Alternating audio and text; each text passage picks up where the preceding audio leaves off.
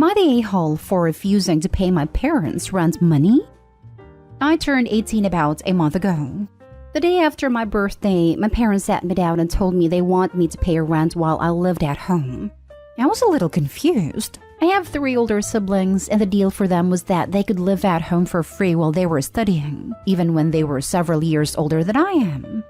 Now, I can only work weekends because of college, so I make about 500 euros a month. And after paying for tuition, health insurance, mandatory, and my phone bill, I have about 300 euros left, most of which I try to save. So I ask my parents how much they want. 100 a month? Maybe 200. But no. They want me to pay market value to rent a room, which is in the city where I live about 500 euros. Now, I think this is ridiculous for 2 reasons. One, my parents' rent for the entire house is 600 a month. I would have understood asking for 1/3 of that, but for me to pay 84% of that alone seems excessive. And 2, none of my siblings paid rent, even if they were older or had better paying jobs. Not to mention that my parents didn't give me any warning. If I had known beforehand, I'd have looked for a room when college started.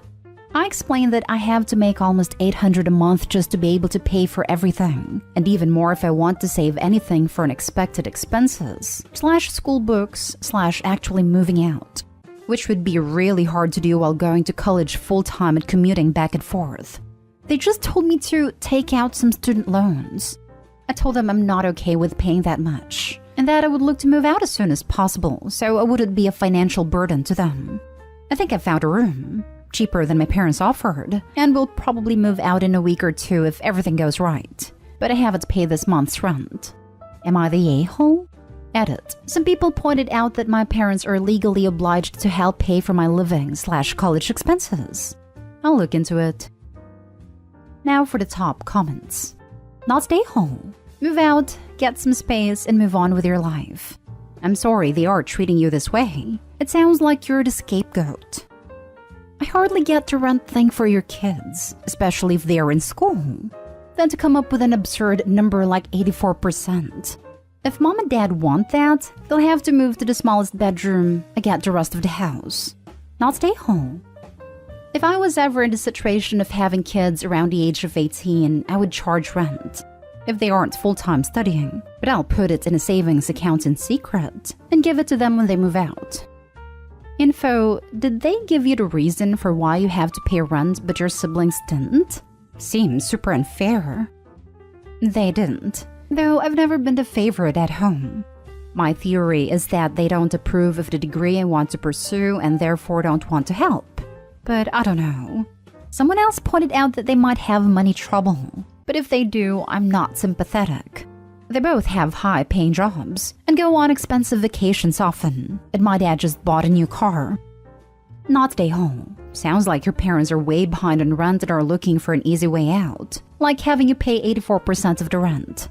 How come a room in your city is 500, but your parents' entire apartment is only 100 more? Just curious. They can't just raise the rent much while someone is living there. My parents moved in a while ago, so they pay 600. Our neighbors pay 750. Plus, student housing is just expensive. I'm not sure why. May I ask in which country you and your family live? The Netherlands. Next story. Am I the a-hole for not letting my ex have a relationship with his child? I know the title is awful, but I'm trying to be quick and couldn't think how better to phrase it. When I was 18, I was in a relationship that was, in hindsight, full of red flags, the biggest being he was 29.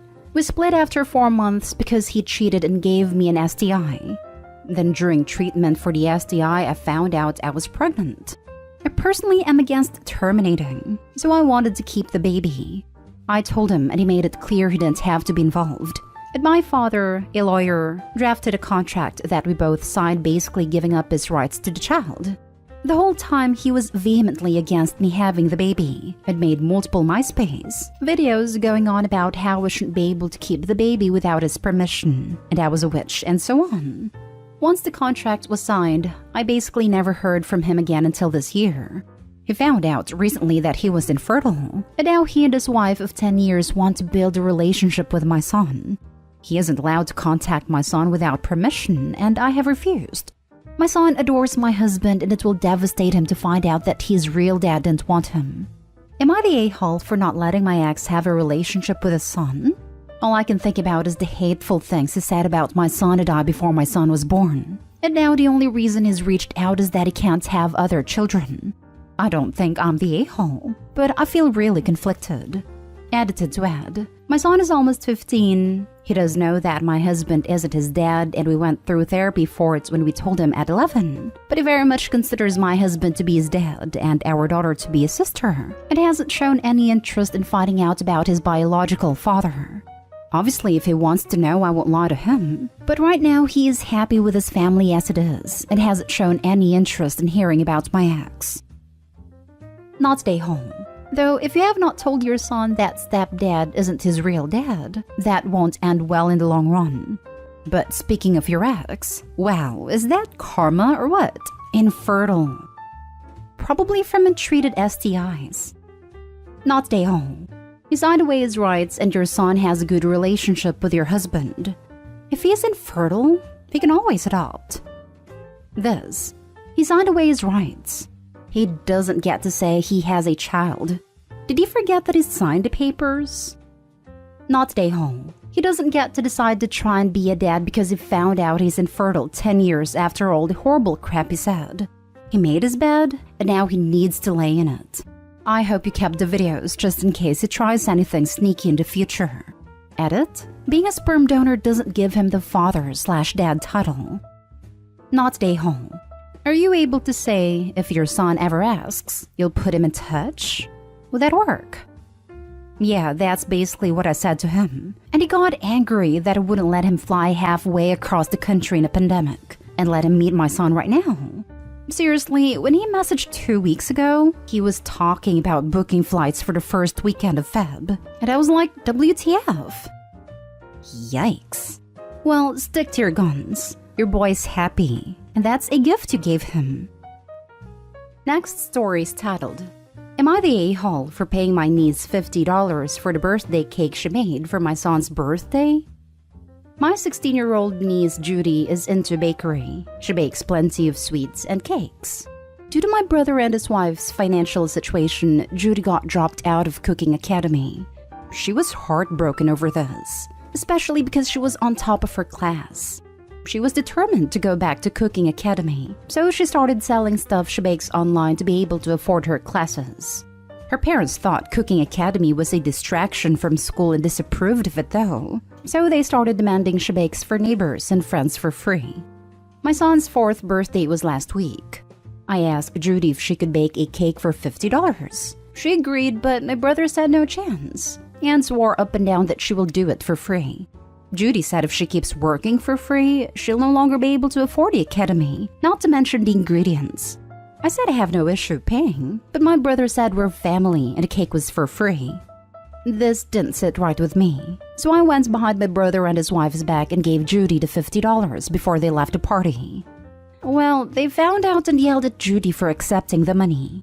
Then my brother called saying I shouldn't have paid her, but I said she deserves the money for her efforts. But he went on about how unacceptable it is for family to pay for favors, and said that Judy got grounded for acting so entitled. I had an argument with him and told him to stop the punishment, but he said we wouldn't be dealing with us if I didn't go behind his back and gave Judy the money in the first place.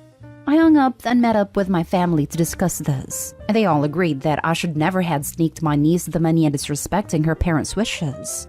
They told me that I don't even get to speak ill of my brother because he was just trying to be generous with me and was being a real family.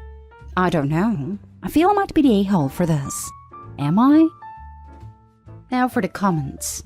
Not the a-hole. People think that just because you're family, you don't deserve to be paid for your time and effort and skill. You did the right thing. She deserved that $50. Except her parents are making the kid work for free for everyone. Opie might be able to better help by telling the niece she'll hold the money for her until she's old enough to open her own bank account. Or possibly gift the academy tuition, directly paid to the academy. I agree with this, but $50 and hold tuition is a big difference money-wise.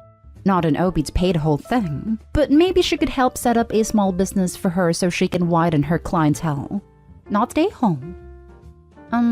Wow. Not stay home. Very much not stay home. Your brother is calling poor Judy entitled when they expect her to spend her time, effort, skills, and probably money on ingredients, and give her goods away for free? That's entitled. They want a puppet to do their bidding and make them look good. They are abusing their daughter's passion for the sake of their own image, and then proceed to punish her when she actually shows any kind of success for it. Is there any way that you could help Judy Network to find more people to sell goods to, so she can make money for Cooking Academy? Judy needs a website and a new place to live. Not stay home. Why do people not understand that just because a family member has skill, it doesn't mean they should do stuff for free?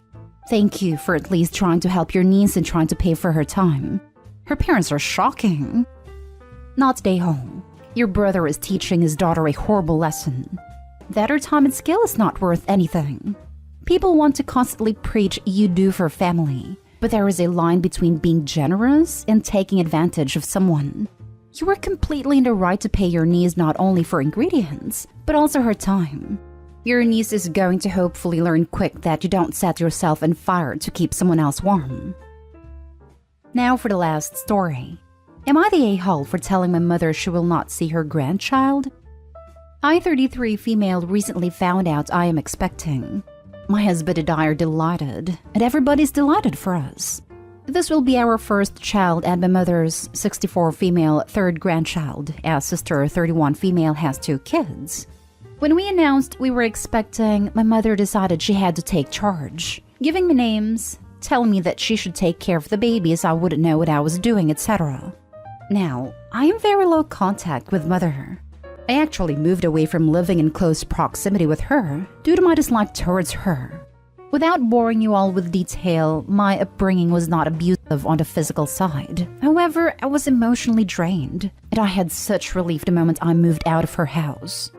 I won't get into the history, but my sister got everything her way. Could freeload whilst I had to be working from age 16. Pay my own way by giving up 60% of my wage. I had to get a full-time job whilst continuing my education, funding everything myself. I do not resent my sister for this, and we have a fantastic relationship. The rest of my family did not talk to my mother, with my sister the only one who remains in contact. Even then, my sister will consistently complain to me about her, to the stage now where her kids will not be with my mother unsupervised. With my mother, it is her way or no way, and will give you the silent treatment until she gets her way. Even my nephews joke about the way my mother is. The times she reaches out to me, it's when she needs money. As she is my mother, I was previously supporting her, and as it stands, she owes me £47,000 over a 5-year period. My in-laws are moving closer to us for the birth of their first grandchild, and I want them to be super involved. My mother-in-law is more of a mother to me than my own. 2 days ago, a post on Facebook came out which made me react extremely fast. A young girl at her work, care home, had passed an NVQ. My mother posted that she was extremely proud and Stacy's more of a daughter to me than my eldest. I'll admit, I saw red, and I told her until she could accept me for who I am, I will not be speaking to her again. To which she responded that I had been a disappointment all her life, and she asked if the unborn child is even my husband's, as she knows I secretly work in prostitution. I don't. But again, I am not telling her my job title nor how much money I make. I was livid and told her she would never see her grandchild or me again. She's been blowing me up, calling me an a-hole, and having her friends also contact me, claiming how cruel I am and what a horrible thing for a daughter to do. I don't think I'm the a-hole here, but I'm wondering, what do you all think? Not the a-hole, and you know it. She's a manipulative narcissist. It will never get better unless she seeks serious mental health help. No contact is the only way I can see at the moment. I was very low contact before due to her ways. It was some comments from my own friends that made me post, claiming I may be using my future child as a way to punish her. I had to trim the comments my friends made about it from the original post as it was above the character count. Your friends need to keep their opinions to themselves. They're not the ones who have to put up with this treatment. Not a home. Not a home. She herself said you're not really her daughter, so why should you consider her a mother? Excuse my language, but ditch that witch for good and live a happy life without the nasty influence of that person. Don't let your child get poisoned by her or her friends. Protect yourself and your family and stay strong. Not stay home. Your mom sounds like a trash fire, and if you do not mind unsolicited advice from a stranger and parent, it all boils down to this one question. Will this person's presence be a positive influence in my child's life? If the answer is no, what you did is not just your right, but your responsibility as a parent. Block her and her flying monkeys not just until she asks for another chance, but until she proves by her actions that she deserves one.